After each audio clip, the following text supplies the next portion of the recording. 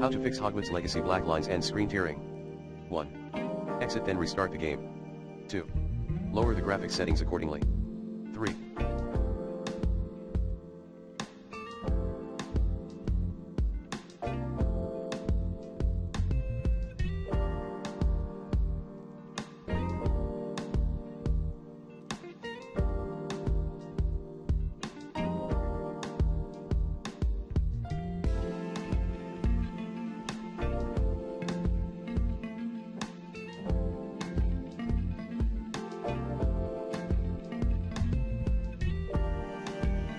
Enable VSync, as shown above.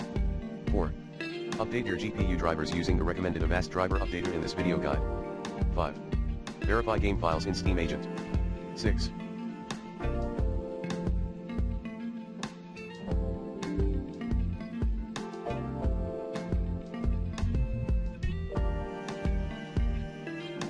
Uninstall, reinstall, re-update the Hogwarts Legacy app.